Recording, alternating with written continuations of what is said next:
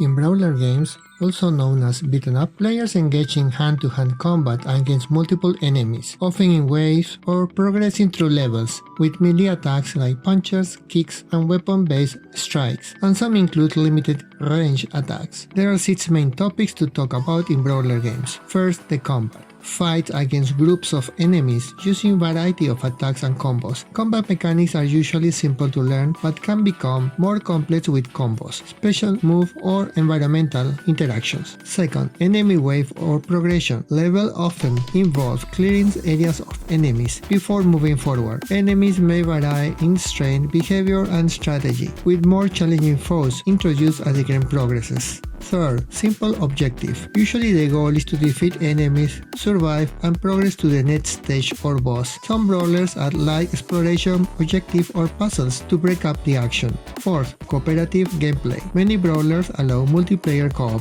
where players can team up to fight enemies together and often on the same screen. Fifth, power-ups and weapons. Players can collect temporary or permanent upgrades, such as health pickups, weapons, or special abilities. And lastly, boss battles. Levels often ends with a boss fight, featuring a more challenging enemy with unique mechanics or attacks. So for my Kung Fu game, I will focus on combat mechanics and power-ups by leveling up. Let me talk about that in detail after the intro. Welcome back. If you are new to the channel, I make games, and you can download many of my games from the link in the description below. In the past few weeks, I have been working on the mechanics of my Kung Fu game. Let me explain the 6 domain areas that this game will need to handle: stamina, attacks, defense, positioning and mobility, tempo and flow, and focus. First is stamina management. Stamina is a resource that powers actions like punches, kicks, and jumps. The fastest way to recover stamina is to stay idle. While walking, recover some stamina, and blocking will give you some back. The idea is if you block almost perfectly, you will get more stamina back.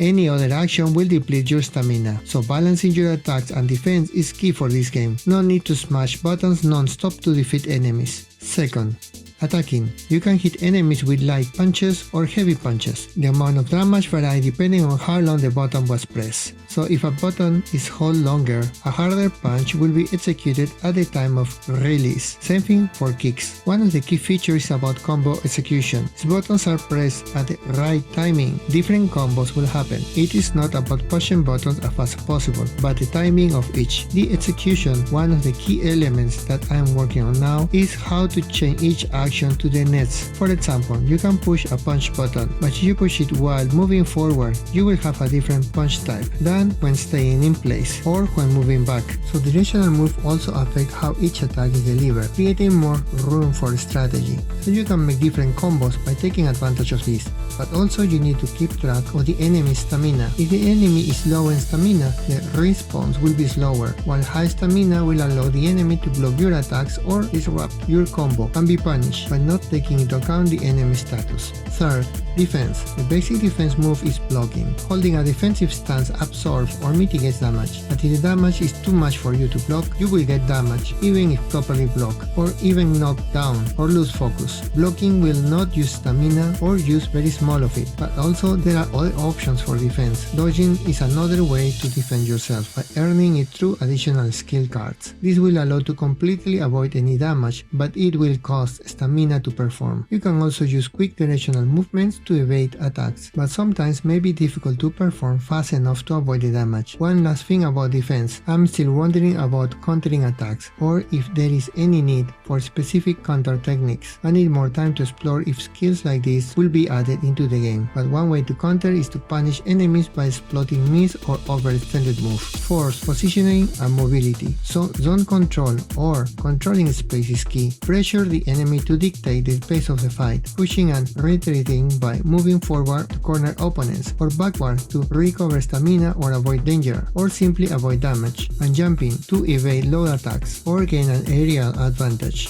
5th, tempo and flow. Successful play involves understanding the tempo of the match, when to push forward, when to hold back, and when to look for an opening. Managing stamina and reading the opponent's behavior is crucial to maintain control over the flow. And finally, focus. Focus is an internal value that keeps track the focus of each character. Once it's depleted, the character enters in dizzy state and cannot take any action. Hit your opponents quickly to make them lose focus, and you can hit them hard. In most brawlers, enemies will just stay there to be punched and from time to time try to hit you. Finding the right rhythm, speed, spacing, attacks, combos and more is what makes every brawler different. But in my Kung Fu game, I want the action to be a little bit more choreographed. And this is what will make this game different from any other brawler. What do you think? Is there anything that you would like to see in this kind of game? Let me know in the comments below. And even if you do not have anything to say, just adding a simple comment like Kung Fu will help with the algorithm. If you want to support my work, please click like and subscribe and click on the notification bell so you do not miss my next update. Thank you so much for watching my journey. See you next week.